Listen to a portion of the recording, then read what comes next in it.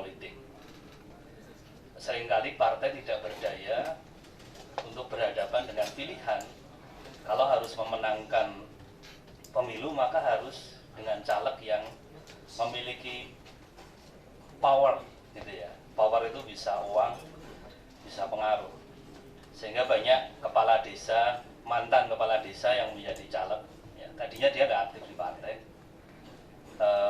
atau kemudian mantan bupati, mantan wali kota. Ini tidak ada proses kaderisasi, mereka nggak pernah jadi kader partai. Begitu pemilu ada ruang dibuka dan mereka masuk. Nah, padahal tadi kan kuncinya adalah seleksi. Tapi untuk melakukan seleksi partai nggak berdaya. Nah, bagaimana kemudian mengatasi bab ini?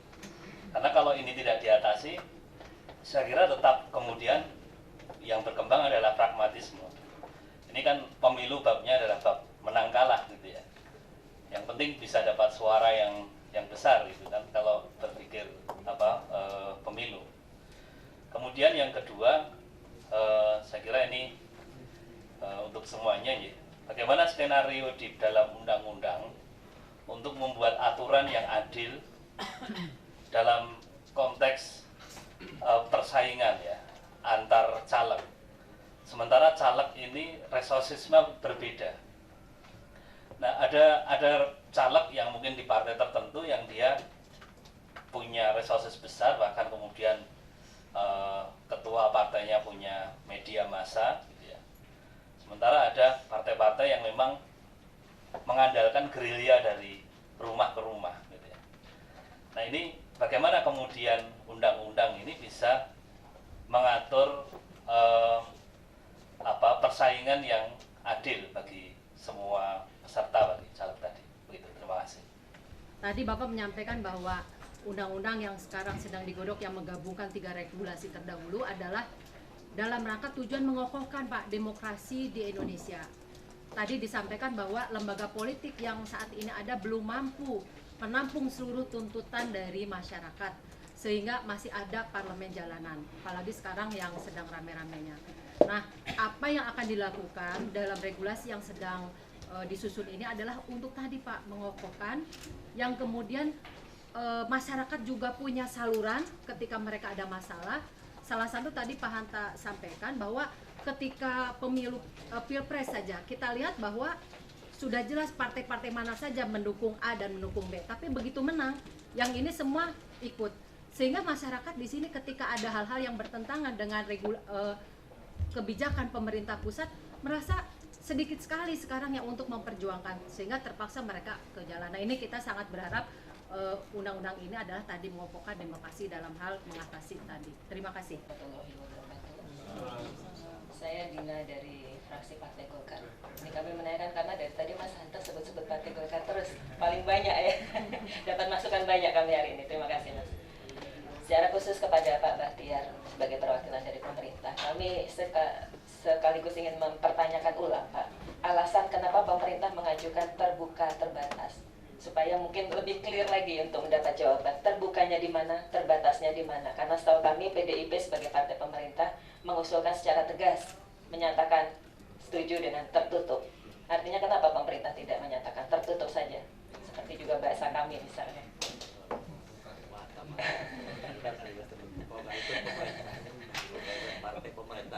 Iya, sekaligus Mas Hanta, kenapa kami juga menyatakan ini bukan provokasi ya, kenapa kami menyampaikan sikap politik untuk tertutup sama dengan pemerintah, karena kami yakini plus minus tadi yang Mas Hanta sampaikan sudah tentu mengandung konsekuensi, sama-sama banyak plusnya mungkin banyak minusnya juga, tapi kami kira sistem tertutup untuk kita kembalikan itu untuk kita memilih mana mudaratnya paling sedikit dari sekian pilihan supaya politik uang yang memang sangat masif di masyarakat ini bisa segera kita kendalikan, dan mungkin ini akan menjadi proses transisi yang sudah tentu ke depan akan kita pikirkan ulang untuk perbaikan sistem yang lain. Tapi untuk jalan keluar ini kelihatannya partai politik ya Pak Bahtiar sudah mulai pening gitu kira-kira mengatasi persoalan politik uang, dan itu bukan saja merusak ya, bukan sekadar persoalan yang disampaikan tadi ajaran dan macam-macam, tapi lebih kepada persoalan moral bangsa yang itu menggerus ke seluruh sendi-sendi kehidupan kita. Ya, mungkin itu saja pertanyaannya. Kami mengucapkan terima kasih. Assalamualaikum warahmatullahi wabarakatuh. Memang kita berupaya semaksimal mungkin agar regulasi yang sekarang sedang dibahas itu memberikan ruang bagi siapapun untuk bisa berkompetisi secara fair. Nah, poin-poin yang kritisi, yang dipandang bisa mengganggu fairness-nya itu, antara lain misalnya tadi ada money politik. Yang kedua terkait dengan persoalan misalnya iklan. Nah, termasuk hari ini tadi, Pansus juga sedang audiensi dengan KPI dan juga Dewan Pers. Termasuk kemarin juga mengadakan kunjungan dengan media-media itu. Tadi saya juga menanyakan misalnya terkait dengan itu. Kira-kira apa yang ideal dan adil? Karena satu sisi ada orang yang dia menjadi ketua partai politik sekaligus pemilik televisi gitu. Nah, tadi kita juga minta pendapat audiensi itu dari beberapa lembaga yang kita pandang kompeten, termasuk tadi KPI dan Dewan Pers itu. Jadi beberapa hal yang memang kita khawatirkan bisa menjadi sistem kompetisi yang tidak memberikan ruang fair itu memang kita antisipasi. Nah, terkait dengan politik uang, ini juga paling tidak dimulai dengan Undang-Undang 10 2016 yang akan menjadi acuan dalam pilkada sekarang ini. Itu salah satunya adalah memberikan penguatan lebih kepada Bawaslu, ya, Gakumdu itu. Ini nanti kita lihat, kan pasti ada perbedaan antara pilkada 2015 dengan pilkada 2017 ini. Karena bagaimanapun juga, regulasi yang kita bikin, ini kan juga mengadopsi ataupun memperbaiki dari proses berjalannya ini. Termasuk misalnya kemarin, dulu misalnya pencalonan atau pengusungan calon pasangan itu ditandatangani oleh pimpinan parpol setempat.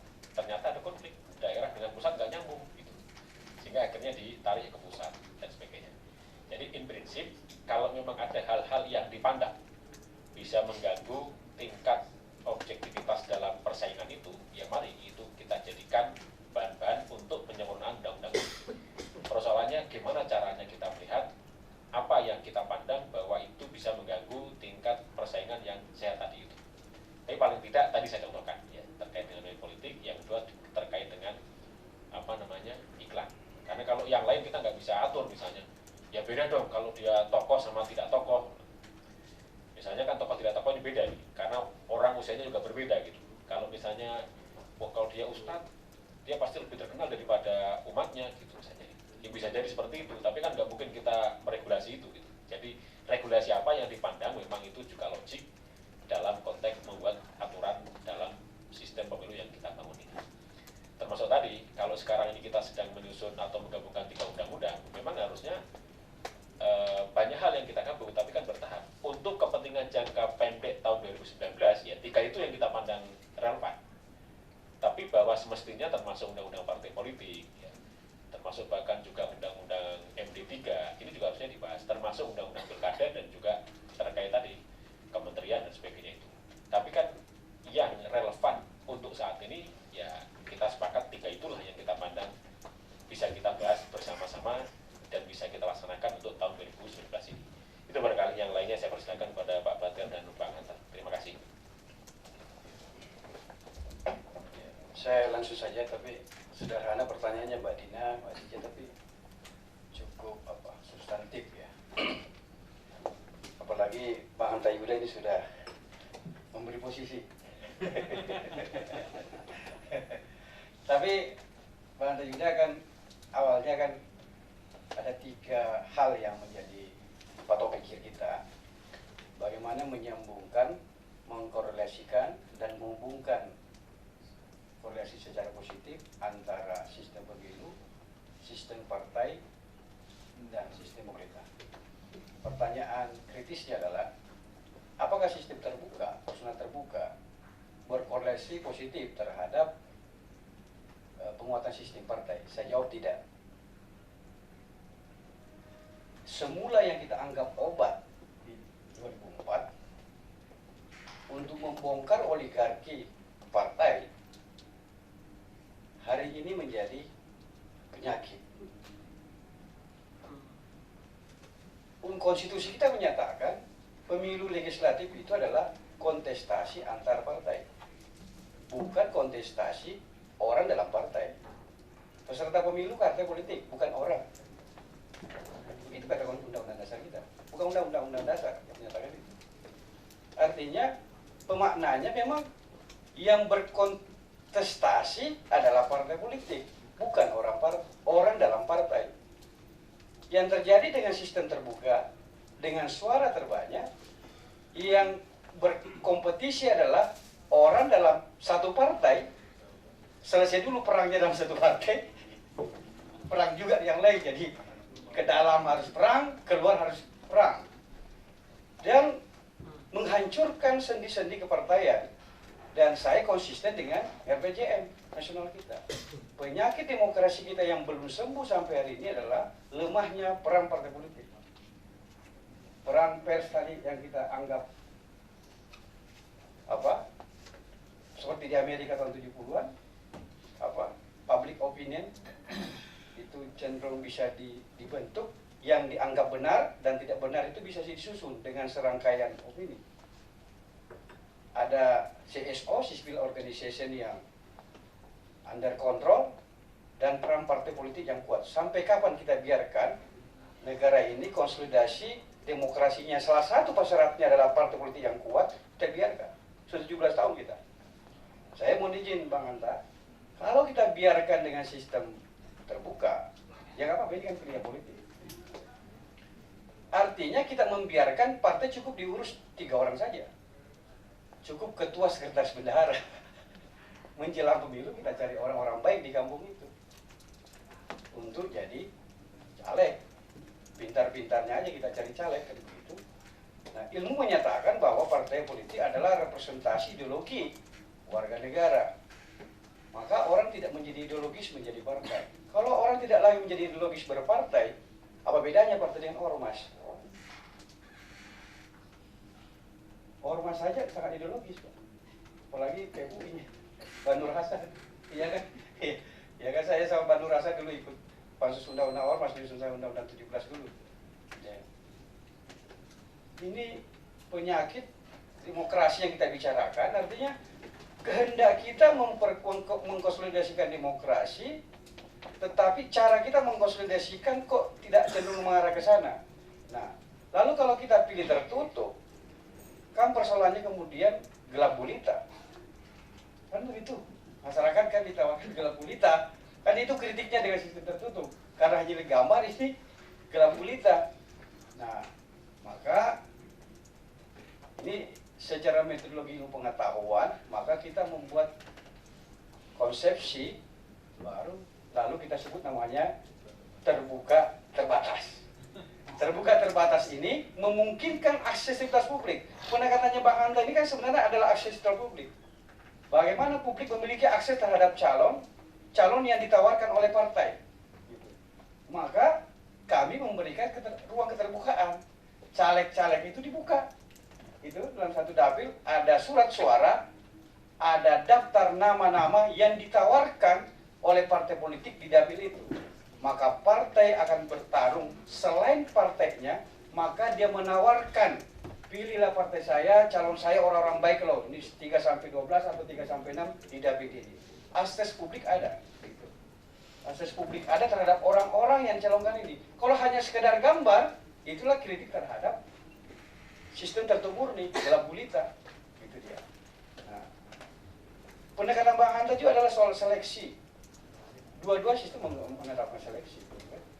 Seleksi ini memang sesuatu. Jadi sistem tertutup pun harus terbuka terbatas pun juga harus menggunakan seleksi yang ketat gitu. Terbuka juga harus seleksi yang ketat. Kami kajian-kajian pemerintah, kami mengadopsi pikiran kami kan pemerintah ini waktu menyusun tim ini kan ada aspirasi partai beragam. Ada ekstrim, kutub antara terbuka dan kutub tertutup. Dan ada aspirasi publik yang minta diberi akses terhadap supaya tidak membeli kucing dalam karung. Lalu kami membangun konsepsi bahwa ini kita sebutlah namanya terbuka terbatas. Saya kira itu pikiran kami di draft yang kami sajikan. Itu jadi ini ilmu baru nih. Tapi bukan sistem yang bukan-bukan. Ini bukan sistem yang bukan-bukan. Yang jelas ini adalah coba kami menyiapkan nasi padang. Nah, gitu dia. Jadi ada akses stabilitas publik, tapi otoritas partai, karena kita hendak memperkuat partai, maka otoritas partai harus ada. Yang terpilih harus tetap bertata nomor urut. Hasil seleksi yang ketat yang dimaksud Bang Hanta tadi, maka orang yang terbaik tempatkanlah nomor 1. Terbaik kedua tempatkanlah nomor 2. Lalu nanti yang terpilih, ya tetap nomor urut. Sehingga otoritas partai tetap ada. Karena kita hendak memperkuat partai politik. Betul, sama-sama ada moderatnya. Potensi money politiknya diterbuka dan tertutup. Cuma tertutup mungkin lebih mudah nangkapnya, Pak. Dan tidak terlalu banyak uangnya ketimbang dengan itu. Kita pengalaman di sini. Dan rekayasa politik, sosial politik. Rekayasa sosiologi politiknya ini, Bang Hanta, saya agak apa ini? Secara ini kan kita ini yang rusak ini kan masyarakat kita ini dengan sistem sekarang kita ini yang rusak masyarakat kita. Bahwa kan kita di pemilu kan Bang di lorong-lorong sudah bunyi, tolong saya di itu spanduk itu minta malah disawer kan begitu warga masyarakat kita di kampung-kampung itu. Korlap itu muncul, dikadalin lah caleg-caleg ini sama mereka ini. Ya, saya orang lapangan Bang, saya pernah lurah, pernah di kecamatan saya orang lapangan. Gitu. Saya orang lapangan yang hari ini bekerja di Kementerian Dalam Negeri, semua jenjang pemerintahan saya pernah. Pernah di desa, pernah di kecamatan, pernah provinsi, pernah. Dan saya orang desa, orang pemberdayaan desa gitu. Jadi agak ngerti saya juga keadaan lapangan yang dialami kawan-kawan caleg itu dikerjain sama warga kita yang bekerja Pak, warga masyarakat kita yang kerja. Jadi sekarang terbalik, masyarakat yang ngerjain caleg Pak. Jangan salah, terbalik sekarang. Yang ngerjain, kasihan caleg ini apalagi kalau calegnya jauh tinggal Jakarta udah tambah habis lah dia. Gitu. Jadi saya sungguh-sungguh apa? Jadi Mbak Dina di situ posisinya sebenarnya dia. Maka tadi Mbak siapa? Khadijah. Saya kira sama kali ya Pak Khadijah ya. Ini kan rekayasa regulasi yang hendak kita perkuat adalah sistem ketatanegaraan kita atau sistem pemerintahan kita. Benar Bang Hanta Yuda, memang beberapa pilihan-pilihan ini semua ada risikonya. Tapi mana yang paling mendekati? Maka konsisten kepada tema diskusi kita, yang paling mendekati adalah diskusi kita adalah membangun sebuah sistem yang memungkinkan penguatan peran partai politik. Kenapa? Karena indeks demokrasi kita menunjukkan partai politik di negeri ini masih lemah. Lembaga demokrasi kita, lembaga-lembaga politik kita itu masih lemah. Akibatnya kebebasan sipil yang sudah kita buka, hak-hak politik yang sudah kita Undang-Undang 9, Undang-Undang Ormas, Undang-Undang Pers, Undang-Undang sudah kita buka nih, ruang publik ini. Maka ruang publik itu menjadi semraut karena pemerintah daerah termasuk mungkin partai politik dan DPR ini tidak kompatibel dengan kebebasan sudah kita buat. Nah, masyarakat kita juga patron budayanya Bang Hanta. Ini secara sosiologi politik. Mohon maaf Bang, saya misalnya ketua partai di sebuah kabupaten kota. Ketika saya tidak terpilih, orang kaya di kampung itu lalu bukan kader partai lalu terpilih jadi anggota DPRD. Gitu. Loyalitas orang kampung itu akan berganti ke DPRD.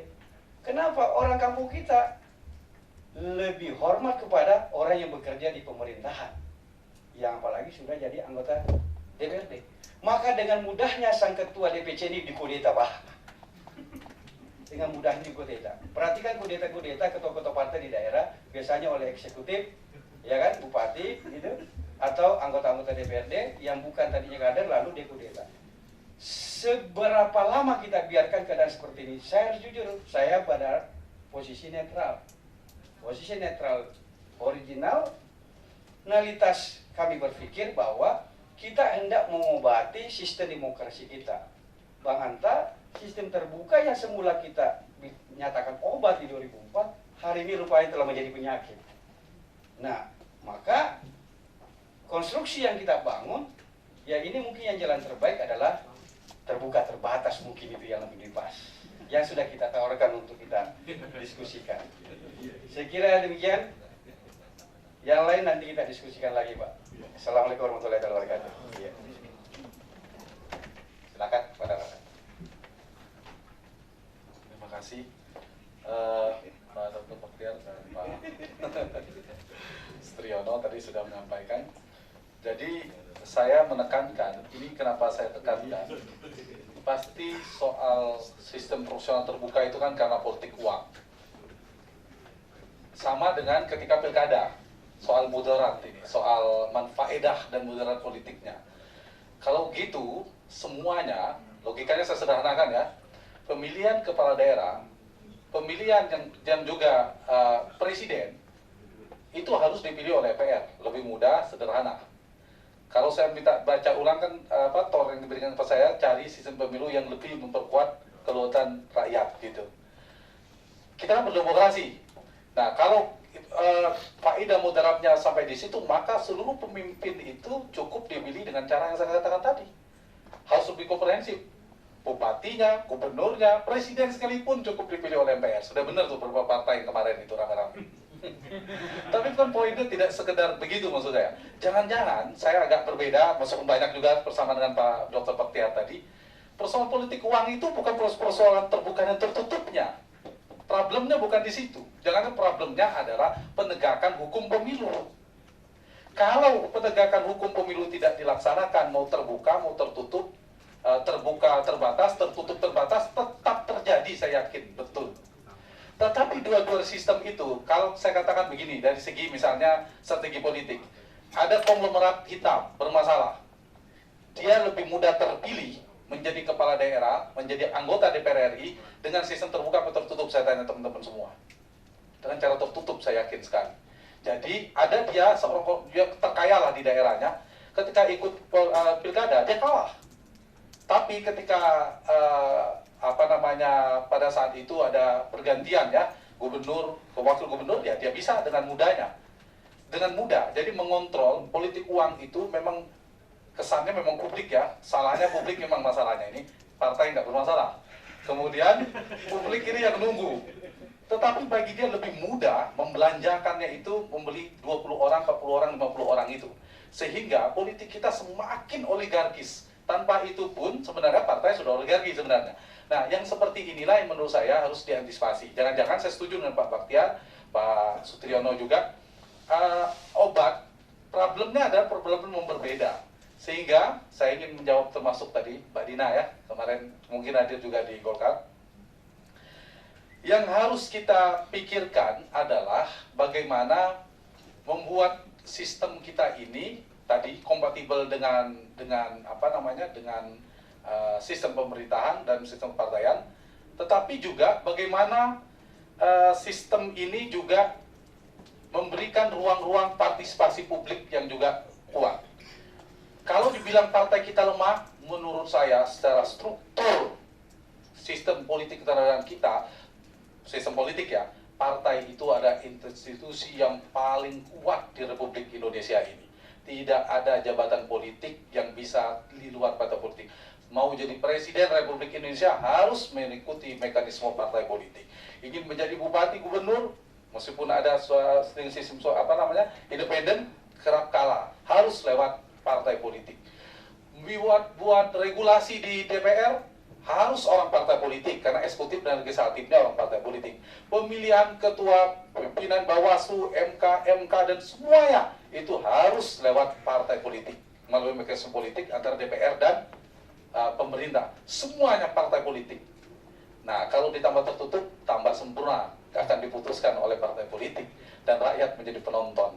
Maksud saya adalah ruang-ruang itu dilibatkan publik itu adalah dalam rangka untuk dengan dibukakan ruang itu mendorong. Jadi, tapi diskusinya menarik dengan Pak Baktiar tadi. Jadi tik-taknya nyambung Pak ya. Jadi termasuk obat. Bagi saya sebaliknya, ini logikanya bisa obat. Orang mengevaluasi kinerja DPR dan sebagainya. Nah, kalau proporsional terbuka ini semakin mendorong Pak Sukamta nggak main-main sama dapilnya. Meskipun pemilih ya beda-beda, jangan digeneralisir juga bahwa semuanya bisa dengan uang. Saya selalu mengatakan kalau kasih materi political marketing itu, bapak-bapak ibu semua di ruangan ini ada nggak yang terpilih menjadi anggota DPR atau DPRD dengan dana politik yang sangat minim. Ada katanya, banyak. Disaksikan teman lain, ada 60 juta, ada yang 50 juta, ada yang 100 juta. Saya tanya sebaliknya, ada nggak yang tidak lolos masuk ke ruangan ini tapi dana politik sangat besar, sampai 1 miliar, 2 miliar? Ada banyak, Pak. Kesimpulan saya adalah faktor uang tidak melulu nomor satu dalam pertarungan politik itu. Meskipun tadi saya jawab pertanyaan nomor satu dari Mas siapa tadi? Pak Ardianto ya. Iya, memang itu tergantung pada politik. Saya ingin mendorong itu pada titik tertentu, partai akan bunuh diri nanti dengan sendirinya. Dia akan menang di siklus ini, kemudian terpilih orang-orang tidak kredibel. Ya, itu siklus yang seperti itu. Dan pelan-pelan, menurut saya sistem pemilu itu poin pentingnya adalah mendorong partai memperbaiki, mohon maaf ya, ini orang barat semua, memperbaiki dirinya dari dalam. Menurut saya, sistem terbuka itu lebih membantu partai untuk memperbaiki dirinya ketimbang sistem tertutup. Justru dengan sistem tertutup, tapi ada kelebihannya juga, tadi Pak Batiar ya, Mbak Dina, saya sampaikan kelebihan sistem tertutup juga banyak. Dengan sistem tertutup, partai kita yang sudah oligarkis, itu semakin oligarki, Pak Sukamta. Nanti yang menentukan ya Pak Sukamta, yang petinggi di partai, segala macam. Yang lain ya tidak bisa terlibat lagi, yang terpilih. Tapi kalau misalnya saya tidak suka Pak Sukamta, saya punya mekanisme untuk menghukum beliau. Saya tidak pilih lagi. Nah, persoalannya memang sama, saya setuju Mbak Dina, Pak Baktiar, dan kita semua, kedua-dua itu ada plus minusnya. Ada mudarat politiknya yang dikandung, tetapi juga ada faedah politiknya. Cuma kalau berbasis pada demokrasi kita dalam rangka untuk memperkuat sistem tadi, meskipun tidak ada korelasi secara langsung saya katakan tadi, ya berarti ruang-ruang publik. Jadi demokrasi itu salah satunya apa? Yang esensial itu, partisipasi publik.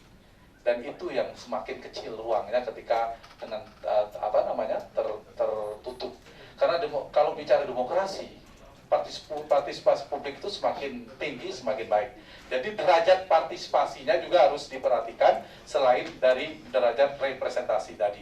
MK juga meskipun memperbolehkan ya, dari keputusan MK itu kan kenapa kemudian terbuka, karena pertimbangan itu. Dan satu lagi, mungkin penutup saya, Pak Baktiar dan kita semua, ini masukan ya, penegasan di seleksi itu. Mau jujur nggak, proses seleksi di partai politik itu sudah demokratis apa belum? Sudah transparan apa belum?